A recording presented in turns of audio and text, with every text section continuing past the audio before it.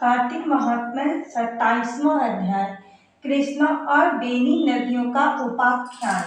पृथ्वी बोले, हे महर्षि नारद, कृष्णा और बेनी नदी के तट से शिव और विष्णु के गणों ने एक वैश्य के शरीर से कलहा राक्षसी को निकाल बाहर किया था। अब बताएं कि यह उन नदियों का प्रभाव है अथवा उस क्षेत्र का।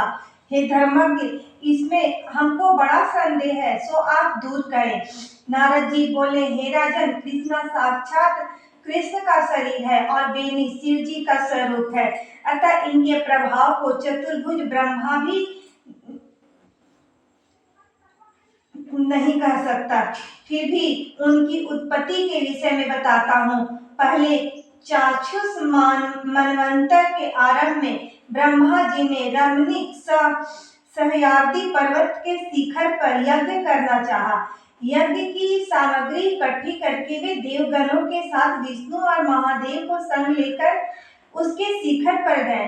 ब्रह्मदेवत मुहूर्त में भृगु आदि मुनियों ने उसकी दीक्षा विधान के लिए एक बड़ी सभा की और उसकी सबसे बड़ी स्वरा नाम की पत्नी को बुलाया।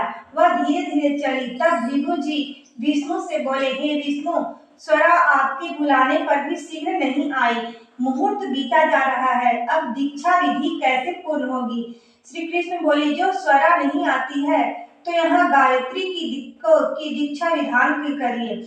यह क्या इस पवित्र कार्य में यह उनकी स्त्री नहीं है? नारद जी बोले, रुद्र ने भी विष्णु के कथन को मान लिया। भृगु के इस वचन को सुनकर गायत्री को ब्रह्मा के दक्षिण भाग में बिठाकर दीक्षा विधि को प्रारंभ कर दिया। भृगु जी ब्रह्मा जी की दीक्षा विधि कर ही रहे थे कि इतने में ही यज्ञ स्थल में स्वरा आ गई और गायत्री को ब्रह्मा के संग दीक्षा की हुई देखकर सौतपनिक के ईर्ष्या के कारण क्रोध कर बोली, जहाँ अपूज्यों का पूजन होता है और पूज्यों का पूजन नहीं होता है, वहाँ दुर्भिक्ष, मरण और भय, ये तीनों वस्तुएं होती है।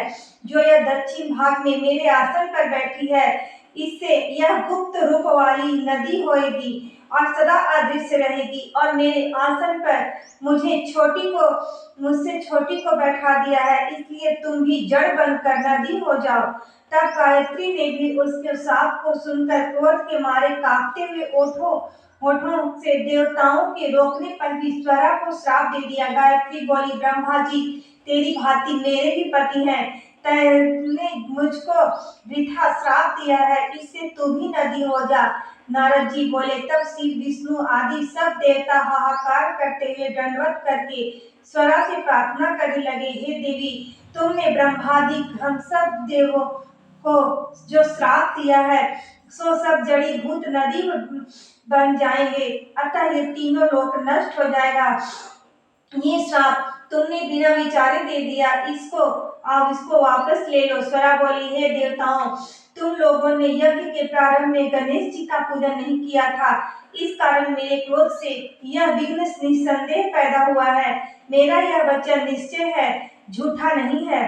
इससे आपने अपने अंशों से जड़ीभूत होकर तुम सब नदी हो जाओगे और हम दोनों सौतनी अपने अपने अंशों में नदियां होकर पश्चिम की तरफ बहेंगी। नारद जी बोले, इस तरह स्वरा के वचन सुनकर ब्रह्मा, विष्णु और शिव ये सब जड़भूत होकर अपने अपने अंश से नदी हो गए। वहीं पर विष्णु कृष्णा नदी बने, शिव जी बुएनी और ब्रह्मा कपुदिमनी नदी हुए। ये सब अलग अलग बहने लगे। देवता भी अपने अपने अंशों को जड़ करके सहयाचल की शिखर से नदी होकर अलग अलग बहने लगे। पूर्व की ओर बहने वाली नदी